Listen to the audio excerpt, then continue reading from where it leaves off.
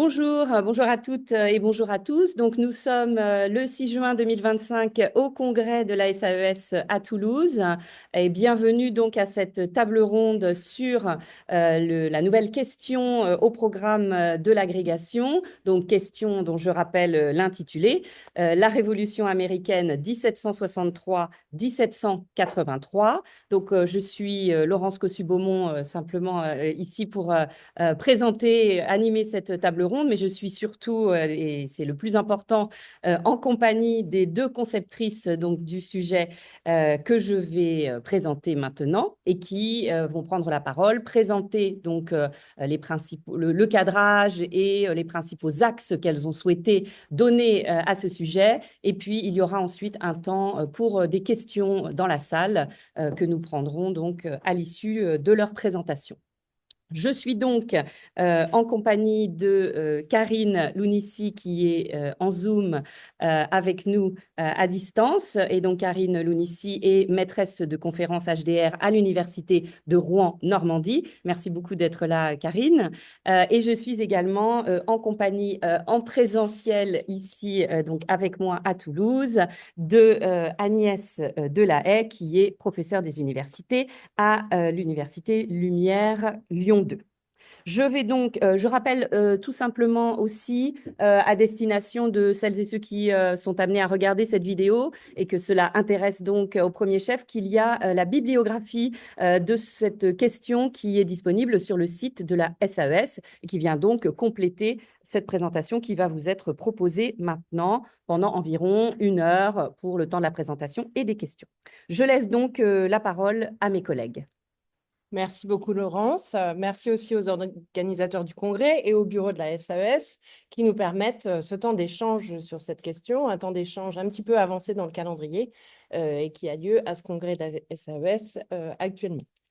La manière dont on va procéder est la suivante. On va d'abord vous expliquer les raisons et les motivations derrière la proposition de cette question et la forme de la bibliographie qui est associée, et expliciter le titre et la chronologie que nous avons choisis.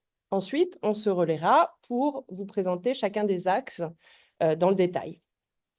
L'idée de proposer cette question sur la Révolution américaine est partie du constat que ce sujet n'avait pas figuré au programme du concours depuis 1977, c'est-à-dire depuis le bicentenaire de l'indépendance en 1976. Une autre commémoration approchant, et avec elle un très grand nombre de publications et d'événements tant publics que scientifiques, il nous a paru tout à fait pertinent de proposer une question d'ordre à la fois historique et historiographique qui permette une meilleure connaissance en France des savoirs et des méthodes de l'histoire politique, sociale et culturelle autour de l'indépendance américaine qui se sont développées ces dernières années. La question invite une analyse contextuelle des principales sources primaires de la période, avec en tête la déclaration d'indépendance, une analyse qui puisse mettre en évidence la contingence et la complexité des enjeux de la crise impériale britannique et la diversité des formes d'engagement ou de résistance des populations très diversifiées, mais toutes parties prenantes de la rébellion des colonies et de la guerre révolutionnaire. On doit connaître au moins les pamphlets les plus lus, comme Common Sense, les lettres de Dickinson, les observations de Jefferson, les constitutions des États et les écrits du Congrès continental, et enfin, quelques journaux féminins, lettres de guerre, quelques textes loyalistes et abolitionnistes contenus dans les anthologies qui sont recensées en fin de bibliographie. Il s'agit de comprendre les débats d'idées révolutionnaires, mais aussi l'expérience révolutionnaire, non seulement pour les partisans de la cause dite patriote, mais aussi pour le tiers loyaliste de la population coloniale et le tiers indifférent qui néanmoins subissait le conflit. Une bonne connaissance de l'Amérique coloniale vous aidera à comprendre déjà les différences sociales, économiques et culturelles entre les régions, les Américains disent sections, des 13 colonies à la fin de la guerre de 7 ans, quand la politique impériale britannique va changer. Nous proposons en ouverture de la première partie de la bibliographie qui porte sur l'historiographie, une série d'ouvrages généraux sur l'histoire de l'Amérique anglaise, dans lesquels on comprend l'héritage politique, social et religieux des colons britanniques et leurs conditions communes de sujets coloniaux de la couronne, mais aussi les tensions au sein de l'Empire entre les intérêts de la Nouvelle-Angleterre, de New York, de la Pennsylvanie, de la Virginie ou des Carolines, entre urbains, ruraux et occupants des zones de frontières, entre marchands et agriculteurs, entre esclavagistes et partisans du travail libre. Dans les ouvrages collectifs de la seconde sous-partie de l'historiographie de la Révolution américaine, vous trouverez des panoramas, des méthodes de l'histoire sociale et culturelle de la période révolutionnaire qui élargissent l'étude à toutes les populations coloniales soumises aux ordres sociaux, patriarcaux et racialisés en vigueur dans les colonies, dans une perspective souvent locale et bottom-up, qui soulève des enjeux de domination et de violence propres aux espaces colonisés. Cette historiographie très vaste, il ne faut pas en avoir peur, s'est affranchie dans une très large mesure de l'exceptionnalisme de l'histoire révolutionnaire de l'après-Seconde Guerre mondiale, une histoire principalement intellectuelle qui ancrait fermement l'analyse de l'indépendance américaine dans la tradition politique républicaine anglaise du XVIIe siècle, et là je pense à Bailyn, bien sûr, Intellectual Origins of the American Revolution, et dans les Lumières européennes au XVIIIe siècle, d'où l'obsession des pères fondateurs et du républicanisme américain. Une historiographie qui voyait la naissance de la République comme une expérience de radicalisme politique à la portée sociale modérée, mais réelle, et là on pense aux travaux de Gordon Wood. Ce paradigme dit exceptionnaliste faisait de la Révolution en réalité le lieu de naissance de la République, dans une démarche téléologique et civique qui associait étroitement les deux événements. Il a été profondément révisé depuis, révisé au sens anglais du terme, bien sûr, d'où les essais historiographiques de la bibliographie proposés, dans lesquels les tournants de l'histoire révolutionnaire sont analysés et les champs de domaines et domaines d'études sont clarifiés.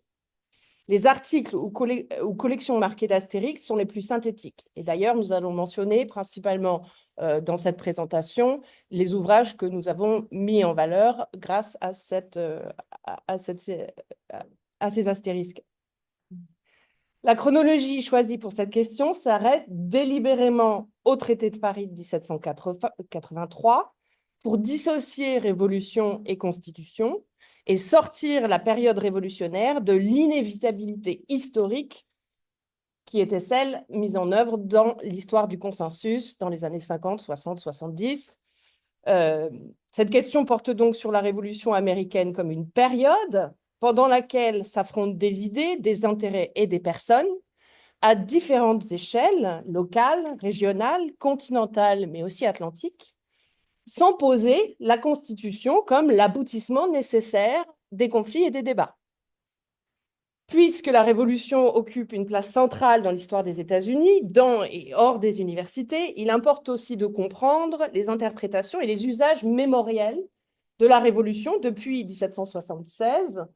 Vous avez, dans la 4e sous-partie de l'historiographie, toute une série de références dans ce sens.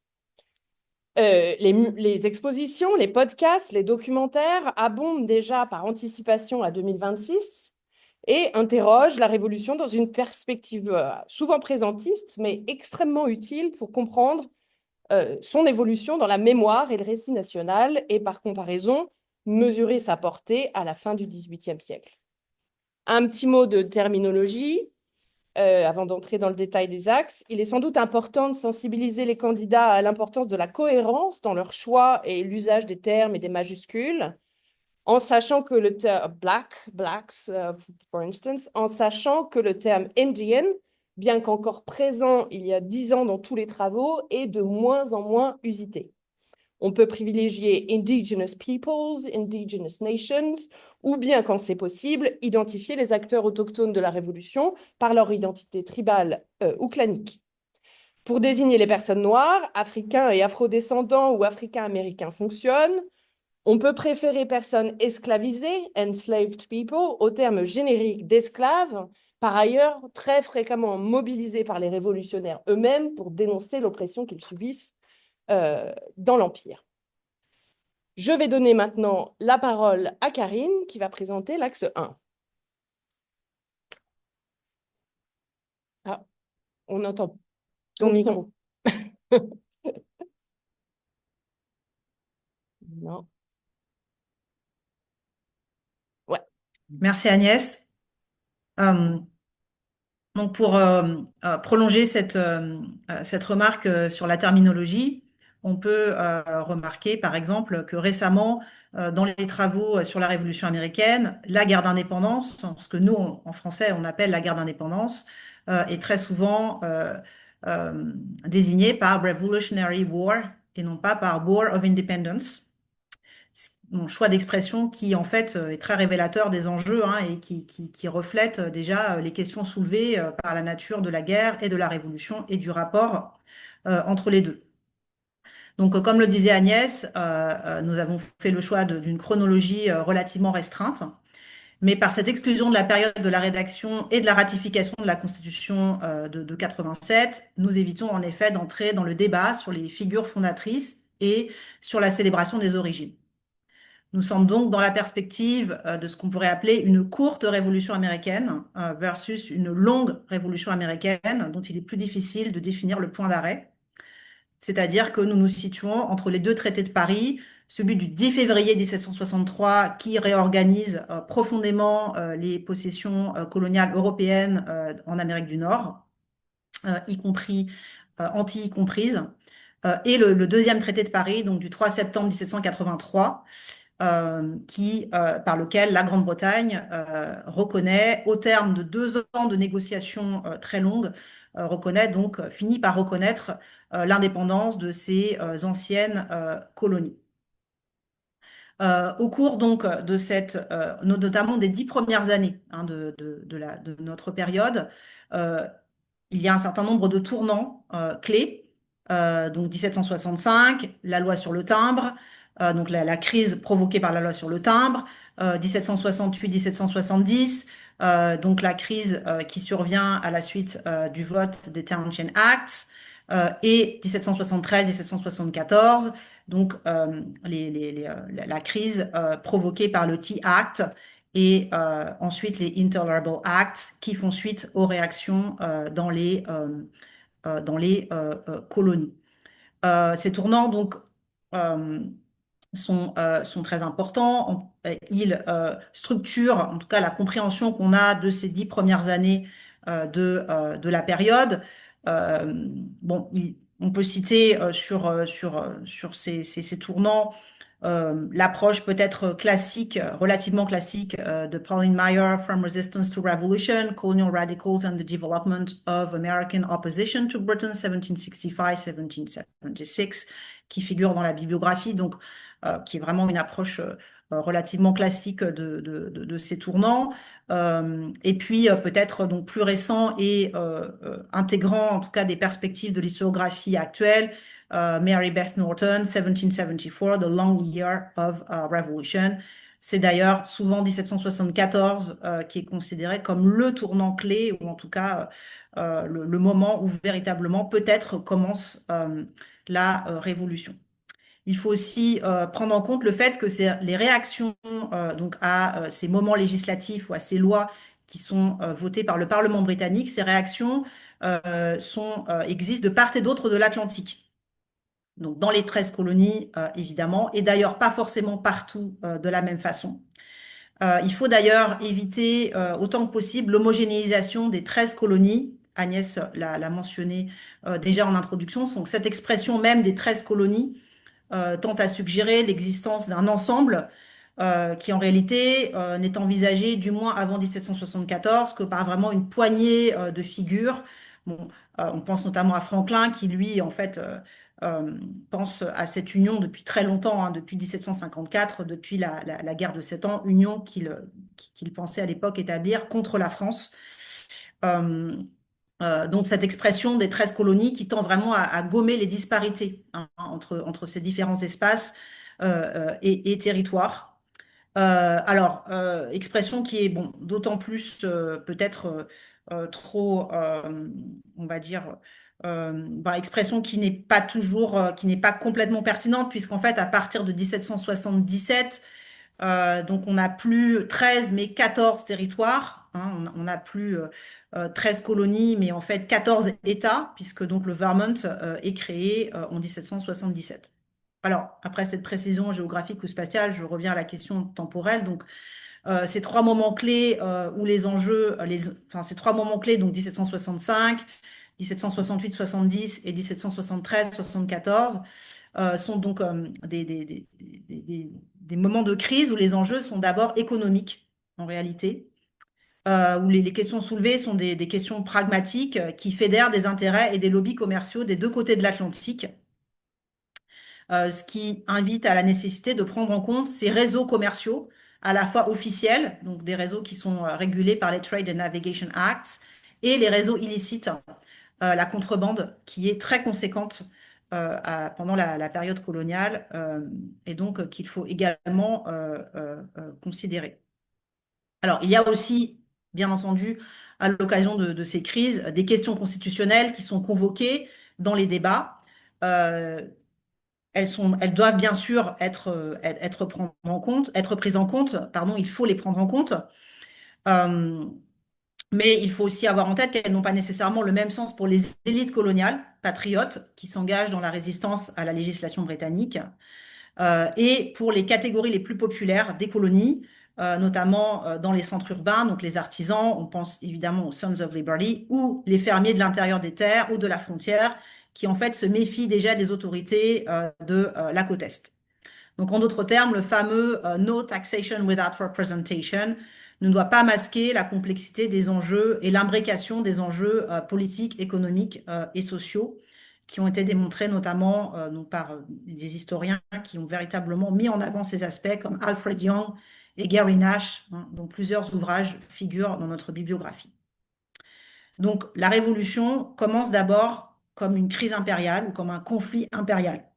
Il faut donc en saisir les enjeux dans un cadre impérial et ce qui nécessite une connaissance du fonctionnement des relations entre les colonies et la métropole, donc notamment le Board of Trade, les agents coloniaux, etc.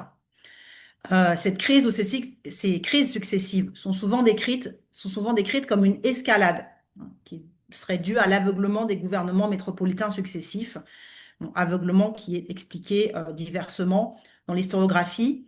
Alors peut-être une explication qui a son importance. Jack P. Green a beaucoup travaillé sur ces aspects. Il met notamment en avant la question du mépris des élites politiques de Londres, donc des élites conservatrices, hein, en tout cas qui soutenaient ces lois fiscales. Donc une forme de mépris envers les Britanniques américains, ou British Americans, considérés comme devant être soumis à la métropole, un peu comme les Irlandais, hein. Et donc, il ne faut pas oublier que les colonies américaines entrent dans un espace britannique impérial en construction, un vaste espace, donc qui comprend effectivement l'Irlande, hein, qui est aussi une colonie, les colonies continentales en Amérique, donc les 13 colonies, mais aussi le Canada, et également les colonies caribéennes, hein, donc les Antilles britanniques, mais aussi l'Inde, hein, puisque la colonisation de l'Inde commence aussi à cette période. Bon, le problème de la grille de l'escalade est que c'est une simplification téléologique, hein, donc voir effectivement chacune de ces étapes comme conduisant nécessairement à l'indépendance, donc pose un certain nombre de problèmes, hein, effectivement, et donc dans la mesure du possible, il faut, comme le soulignait Agnès, restituer en fait l'importance de ces crises au moment où elles se déroulent, sans nécessairement avoir en tête l'idée qu'il s'agit d'une chaîne d'événements menant inévitablement au conflit armé et à la séparation de la métropole. Donc, au cours de ces crises ont lieu un certain nombre d'événements iconiques que tout le monde connaît, dont tout le monde a entendu parler, le Boston Massacre, la Boston Tea Party. Alors qu'il faudra, si c'est possible, considérer hors de leur mythologie, hein, hors donc de ces lectures vraiment bon, qui sont simplificatrices et qui ont été récemment révisées au sens anglais du terme, alors notamment par Benjamin Carp pour la Boston Tea Party, donc qui est vraiment incontournable sur ce sujet, et pour le Boston Massacre par Eric Hinderaker également. On pourrait d'ailleurs en dire autant du 4 juillet 76, qui en fait est une date construite, qui a été construite en fait dès la période révolutionnaire. David Wall Stryker a particulièrement travaillé là-dessus. En fait, l'indépendance stricto sensu a lieu le 2 juillet, puisque c'est le vote par le Congrès continental de la résolution proposée par Lee le 7 juin. Donc, stricto sensu, l'indépendance date du 2 juillet et le texte lui-même n'est signé qu'en août. Et d'ailleurs, la signature des membres du Congrès n'est pas unanime. Il y a un certain nombre de membres du Congrès qui refusent de signer la déclaration d'indépendance. Donc, déclaration d'indépendance qui, en réalité, donc, à ce titre, n'est pas performative, hein, puisque théoriquement, l'indépendance date du 2. Bon. Mais néanmoins, déclaration qui reste centrale. Hein, elle comprend une dimension théorique, historique et politique. Et donc, comme le disait Agnès, nous pensons qu'il est essentiel voilà, que les candidats aient vraiment une bonne connaissance des enjeux soulevés par la déclaration d'indépendance, donc à la fois des interprétations classiques ou relativement traditionnelles de cette déclaration, donc par exemple Pauline Maier, American Scripture, ou et surtout ces remises en perspective récentes par David Armitage, donc The Declaration of Independence in a Global Context, a Global History, et l'ouvrage d'un de nos collègues, donc Steve Sarson, qui va apparaître en 2025 à University of Virginia Press, où donc notre collègue met l'accent sur the historical origins of the United States and of the Declaration of Independence.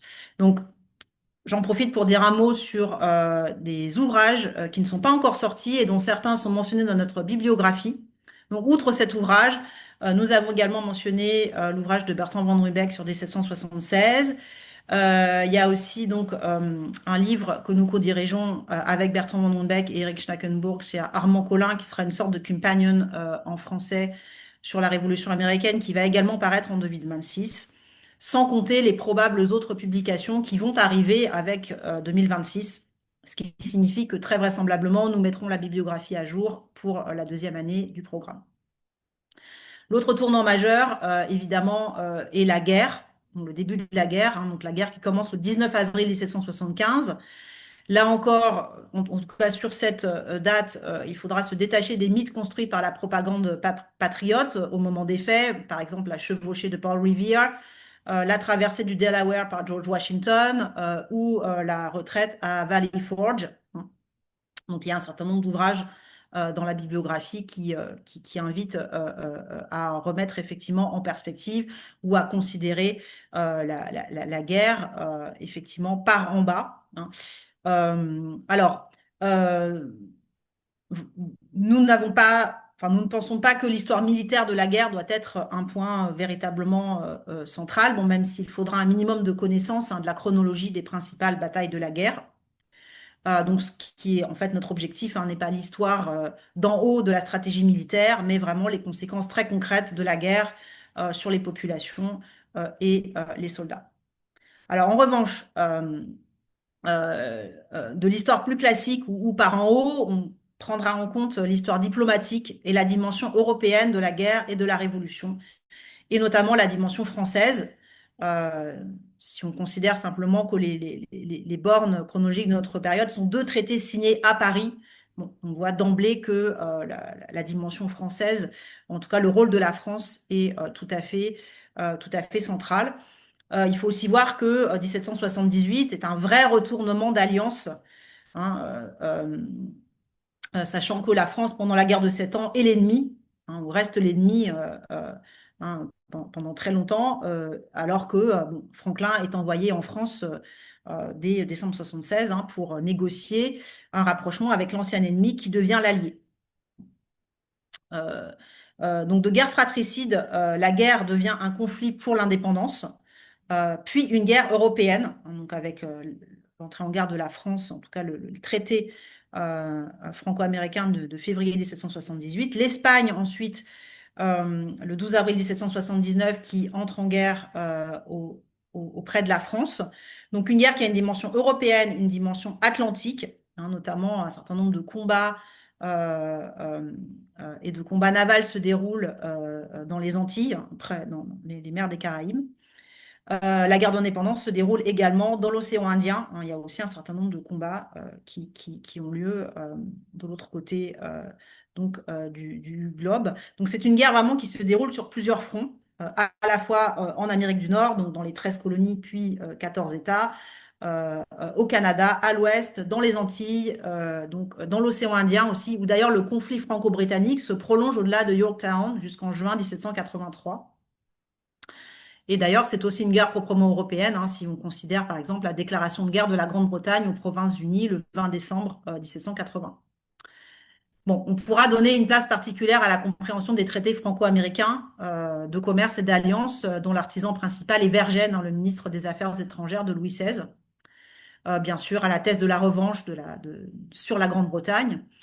Mais il y a aussi derrière ces traités l'espoir de développer des liens commerciaux solides, hein, entre la métropole française et les Antilles françaises, notamment Saint-Domingue et les États-Unis. Échanges commerciaux qui en fait fonctionnent bien les premières années suivant le traité, mais qui ensuite périclitent du fait que les marchands américains réactivent leur réseau avec la Grande-Bretagne. Donc le moment franco-américain finalement est assez court dans les faits en réalité. Notre question soulève en fait les liens, ou en tout cas la question des liens entre la guerre, la révolution et l'indépendance d'une part, et révolte, la notion de révolte, de rébellion ou de révolution de l'autre. À partir de quand peut-on parler de révolution, qui est une question à laquelle on peut répondre diversement. Les termes eux-mêmes évoluent, hein, donc la révolution au début de notre période peut être comprise dans un sens étymologique. Il s'agit d'une révolution comme retour, hein, donc le souhait est d'avoir un retour avant 1763. C'est le leitmotiv des mobilisations au niveau des élites qui sont soutenues plus ou moins par les catégories les moins aisées. Donc tout ceci interroge le sens de la révolution comme séparation de la Grande-Bretagne et construction politique. Mais il faut aussi s'interroger sur les ruptures et les changements qui ne sont pas uniquement politiques et qui ne sont pas uniquement institutionnels, ou en tout cas politiques, pas seulement au sens institutionnel du terme. Donc en intégrant des questions sociales, des questions raciales et des questions de genre. Il y a néanmoins des innovations politiques tout de même pendant cette période. Donc les colonies deviennent des républiques et des républiques qui sont dans une certaine mesure démocratiques, notamment le droit de participer, le droit de vote en tout cas, est beaucoup plus important qu'en Grande-Bretagne. Il est fondé sur un sens restreint, qui est en partie hérité de la période coloniale. Donc, ce sont les hommes blancs majeurs propriétaires qui peuvent voter lorsque les constitutions d'État sont établies. Mais la propriété transcende aussi le genre et la race, hein, puisque, alors, des exceptions, peut-on les considérer ou doit-on les considérer comme des exceptions, ou des expériences démocratiques dans le New Jersey, par exemple, ou dans les États où les Noirs libres ont le droit de vote, très clairement démontrent que la propriété peut transcender le genre ou la race. Donc, en outre, cette périodisation permet de considérer ou non l'abolition de l'esclavage au niveau étatique comme partie prenante de la Révolution.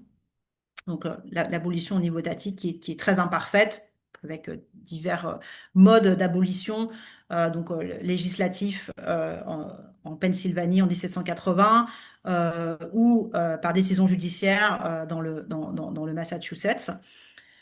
Et donc, on a aussi le début d'un nouveau sectionnalisme, hein, avec le changement de sens et le prolongement de la Mason-Dixon line, donc question géographique qui constitue le thème de l'axe 2.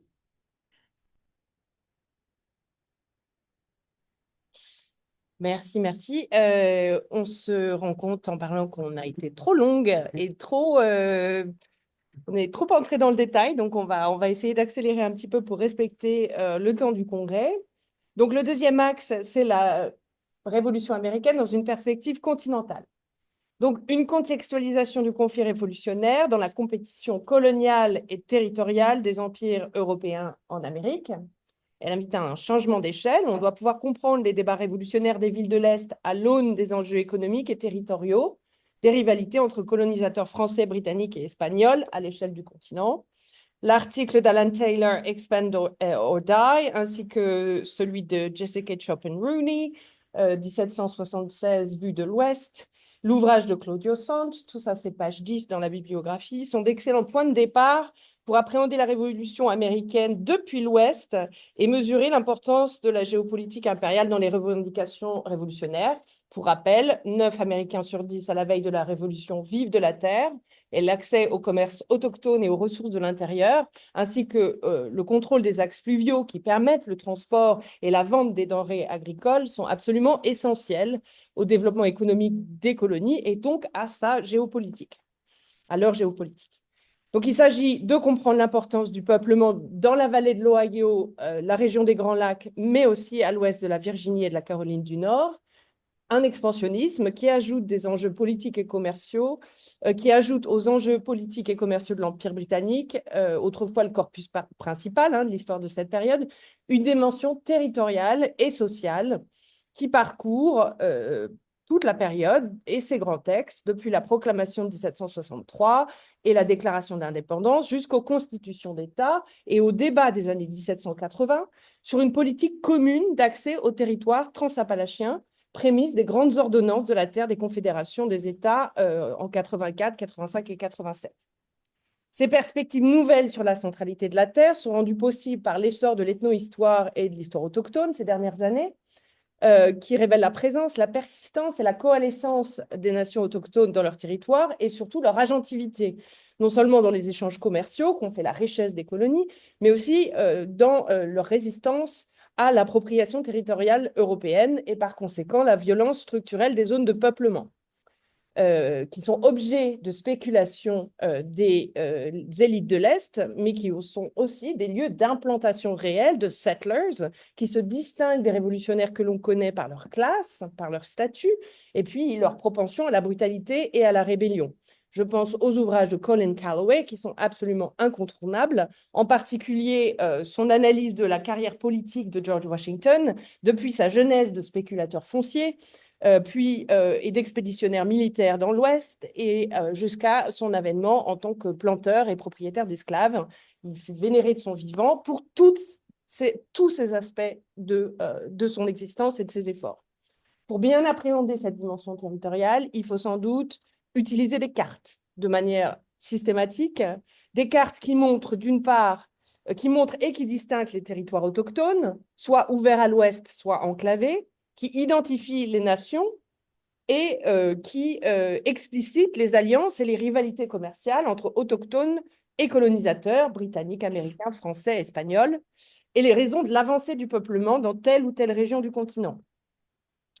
J'essaye de sauter. Donc, cet axe invite en quelque sorte à considérer la Révolution américaine dans un long continuum expansionniste, donc une expansion qui débute avant, mais que la Révolution accélère, et un expansionnisme qui va ensuite se structurer institutionnellement, constitutionnellement, dans les États et dans leurs associations futures, y compris pendant la guerre.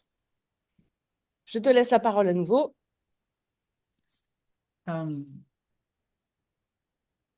En effet, donc pour l'axe 3 qui porte sur les idées soulevées et diffusées par la période, donc notre perspective est d'amener un renouvellement des interprétations sur la Révolution américaine, mais les idées restent néanmoins incontournables malgré tout. Elle contribue à donner un sens et une portée à la révolution. Donc, c'est une révolution qui démarre par une résistance au nom du rétablissement de la défense des droits constitutionnels. Mais en réalité, c'est d'abord la défense d'une forme de liberté qui est comprise dans un cadre bien précis, qui est le cadre constitutionnel britannique global ou général, enfin, qui est euh, principalement présenté donc par William Blackstone dans ses Commentaries on the Laws of England, un classique qui en fait est publié entre 1765 et 1769 au moment où se déroule la crise impériale, hein, au moment où commence la crise impériale. Ces libertés sont aussi interprétées dans un cadre ou une tradition locaux ou américains au sens régional ou géographique du terme.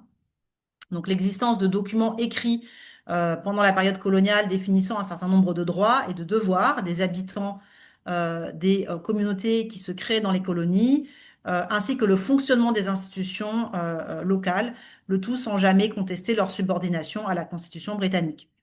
Donc cette tradition d'autonomie dans les colonies est tout à fait centrale. Elle se traduit par la montée en puissance des assemblées dans chaque colonie et l'attachement à ce fonctionnement institutionnel local. On peut considérer comme une pratique démocratique imparfaite, certes, est essentielle pour comprendre la mobilisation à la fois des élites et des catégories moins favorisées dont une bonne partie des hommes blancs votent, contrairement à la Grande-Bretagne. Donc, plutôt que se concentrer sur les idées comme des concepts abstraits uniquement, nous vous proposons donc de vous interroger sur leur élaboration dans un cadre concret. Donc le débat sur les origines idéologiques de la Révolution, en effet, est relativement caduc aujourd'hui et nous vous invitons à mettre l'accent sur la diffusion et la circulation des idées, notamment par le biais de l'histoire de la culture de l'imprimé. Donc celle-ci implique de considérer la production des supports de diffusion des écrits par les imprimeurs qui jouent un rôle clé dans les mobilisations, la diffusion de ces supports imprimés, importés d'Europe et produits sur place, et leur réception. Donc, deux ouvrages sont particulièrement importants ici dans la section de la bibliographie consacrée à cette culture de l'imprimé, donc celui de Joseph Adelman et également l'ouvrage de Jeffrey Paisley, imprimeur et imprimeuse, puisqu'il y a aussi des femmes qui participent au travail de leur mari et de leurs frères et qui également reprennent leur affaire à leur décès. Il faut également considérer que le taux d'alphabétisation est relativement élevé dans les colonies et plus élevé que dans la métropole, hommes et femmes y compris.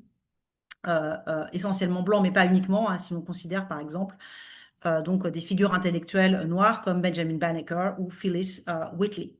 Les pratiques de lecture à haute voix aussi sont très importantes et de discussion au sein de regroupements plus ou moins organisés ou spontanés. Et ces pratiques doivent vraiment être prises en compte. Donc, les pamphlets ou les journaux sont lus plusieurs fois au sein d'une même famille, d'un groupe de voisins, et donc sont débattus oralement. Comme nous l'avons dit en introduction, deux écrits sont vraiment très importants parce qu'ils sont sans doute les deux écrits les plus lus en tout cas dans les colonies, les Letters from a Farmer in Pennsylvania de John Dickinson et Common Sense de Paine. Ils sont tous les deux emblématiques à divers égards des liens entre auteurs, imprimeurs, presse et lecteurs. Et donc, il semble important de les prendre en considération sans nécessairement trop exagérer l'importance, par exemple, de Common Sense. Et là-dessus, on consultera l'ouvrage de Trish Loughrine, The Republican Print, qui est aussi un ouvrage très important. Et enfin, il ne faut pas oublier les écrits et les journaux rédigés et imprimés par des loyalistes, qui furent nombreux. Il y a une guerre féroce de l'information qui se joue au moment du conflit armé, notamment entre des journaux patriotes et les journaux loyalistes. Donc évidemment, on n'exigera pas des candidats qu'ils connaissent la totalité de ces titres qui sont très importants puisque le nombre de journaux en fait double, voire plus même pendant cette période, mais peut-être connaître quelques titres. Alors peut-être le spectre, en prenant les deux extrêmes du spectre, peut-être la Royal Gazette de Rivington qui est publiée à New York de 1777 à 1783, New York qui est occupée par les Britanniques. Ou à l'autre bout du spectre, donc plus radical, le Massachusetts Spy, qui est publié par Isaiah Thomas à Boston à partir de 1770. Le loyalisme étant l'une des modalités d'ailleurs du décentrement du récit de la Révolution qu'Agnès va présenter dans l'axe 4. My cue.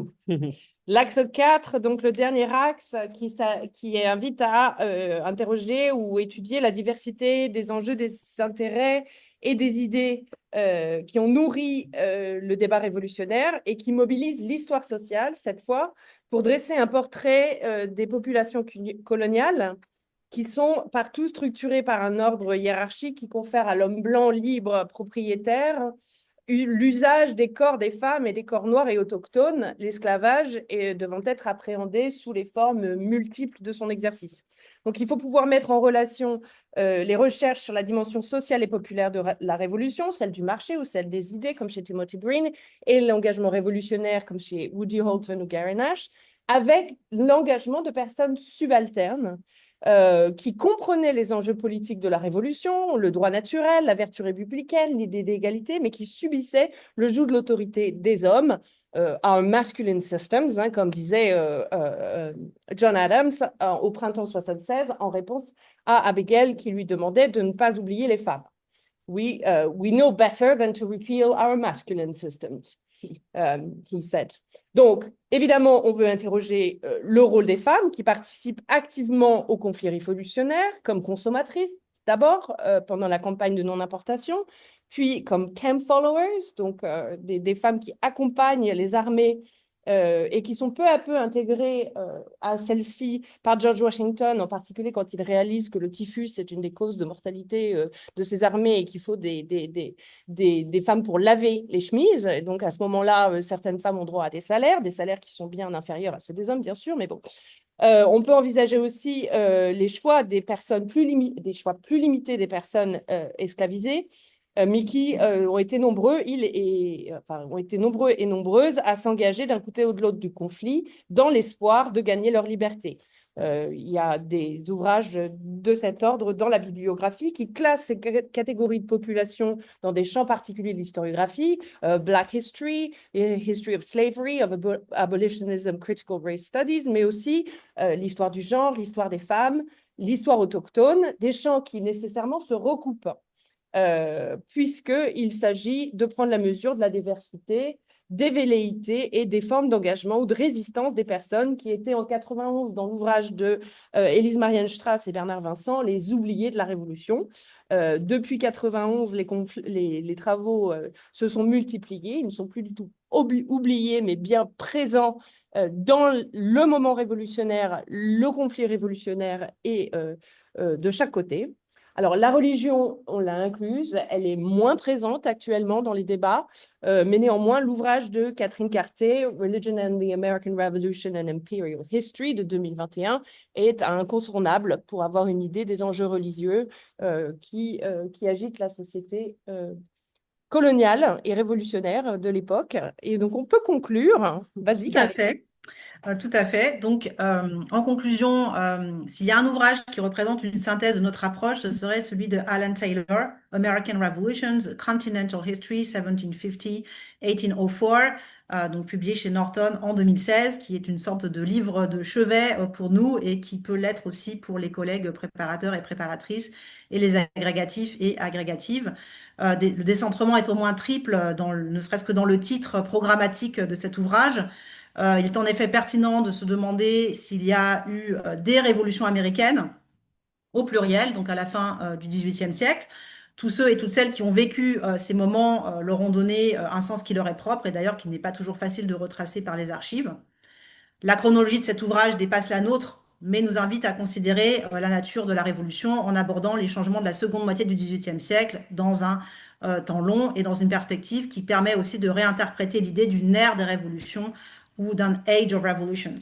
Enfin, l'élargissement spatial du cadre de ces bouleversements à l'échelle continentale traduit la nécessité de repenser la Révolution comme une série d'événements sur un vaste espace qui n'est pas seulement atlantique, et non la Révolution comme le simple avènement d'une nation ou d'un nouvel empire de la liberté, voire le point de départ d'une contagion révolutionnaire démocratique. Les publications et les événements commémoratifs vont se multiplier dans les mois qui viennent et ils seront pour beaucoup accessibles en ligne. Il existe déjà une abondance de sources numériques pour écouter les chercheurs expliciter leurs méthodes et leurs conclusions. Nous en avons mentionné quelques-unes dans la bibliographie. Avec la mainmise de Donald Trump sur le National Park Service et les commémorations officielles de 2026, il sera, on l'espère, utile à toute la communauté des anglicistes de mieux connaître le contexte révolutionnaire afin de mesurer aussi les enjeux de la guerre culturelle qui bat son plein aux États-Unis, dans laquelle s'affrontent deux visions radicalement opposées du rôle et de la signification de la révolution dans l'histoire nationale. Merci.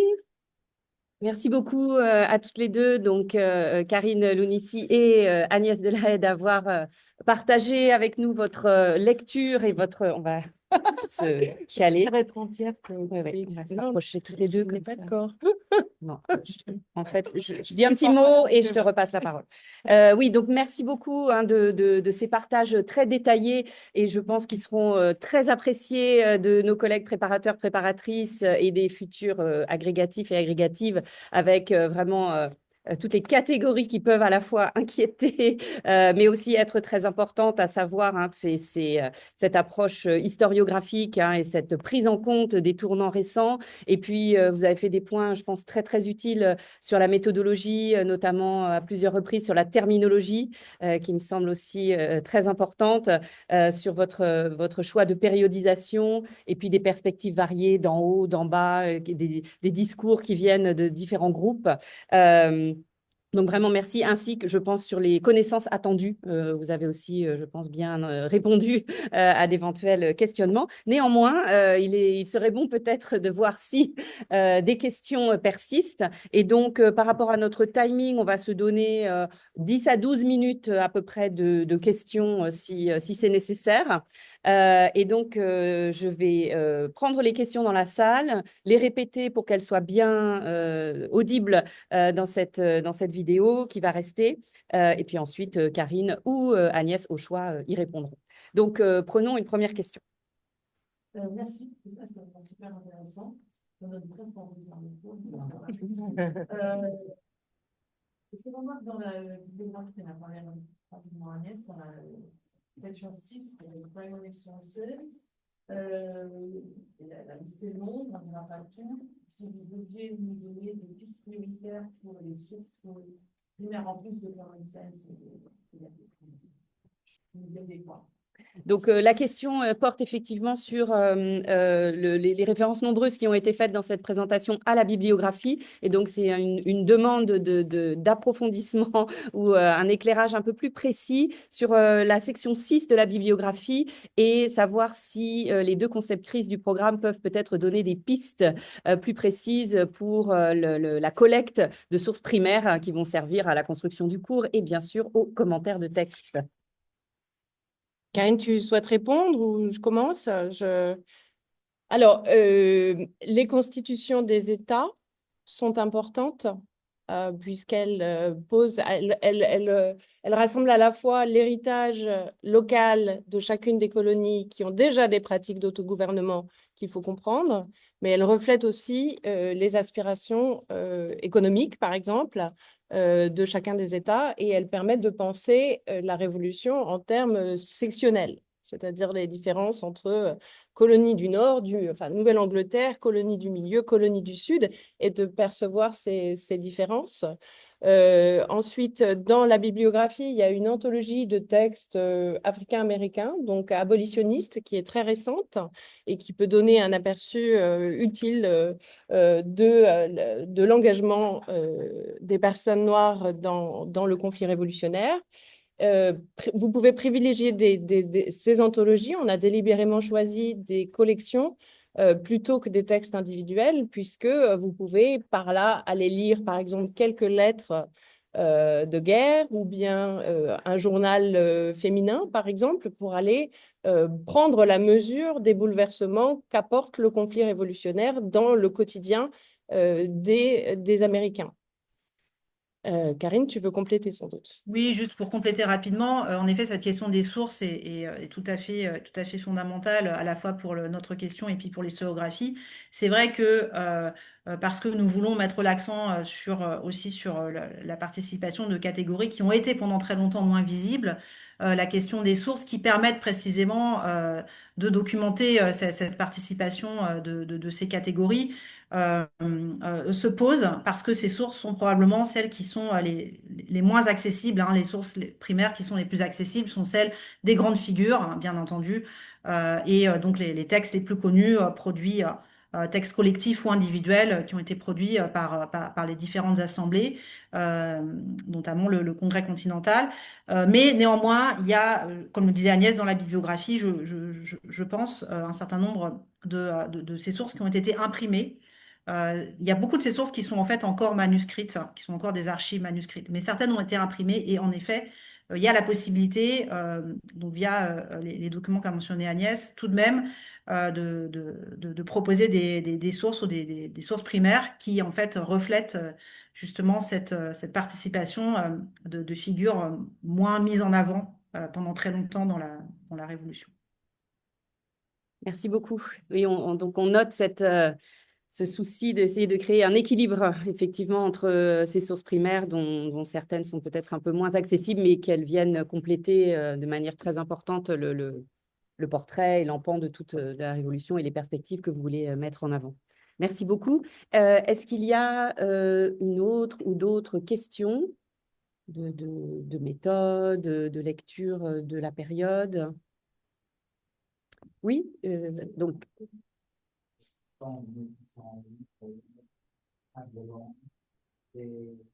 manifestation scientifique qui a donné au 25-26, non.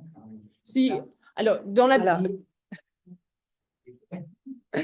Il va y avoir énormément de choses, donc peut-être rassembler au même endroit, et quand peut-être le lieu.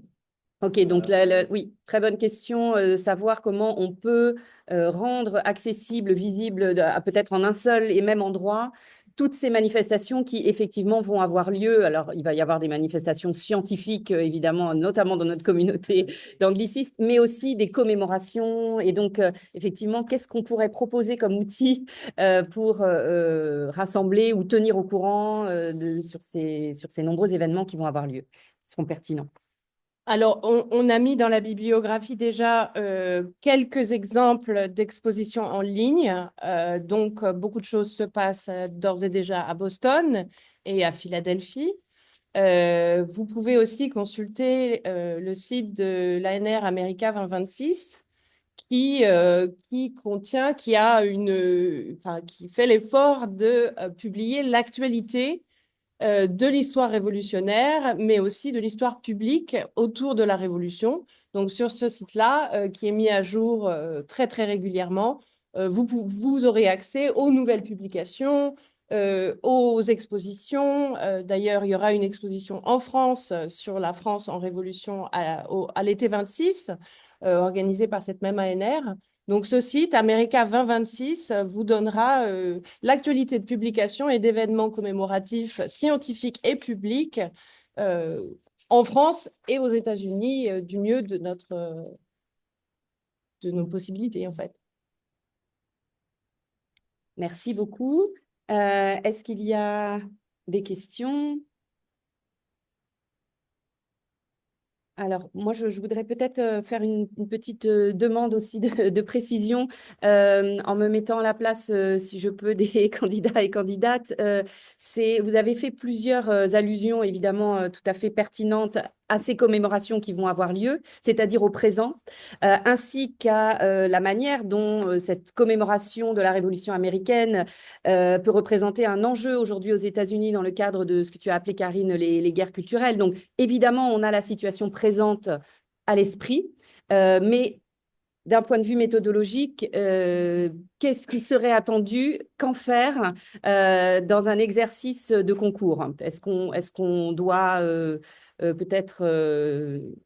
voilà, quelle place lui donner? Je vais vous laisser répondre.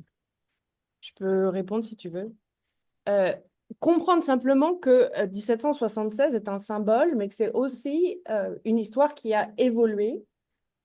Pendant tout le 19e siècle, on célèbre 1776, on parle vaguement de la Révolution, mais en fait, on parle de la politique actuelle, de l'état de la République, de la stabilité de la Constitution. Donc, l'histoire de la Révolution américaine a des résurgences au moment des anniversaires, mais en réalité est assez peu connue dans son contexte.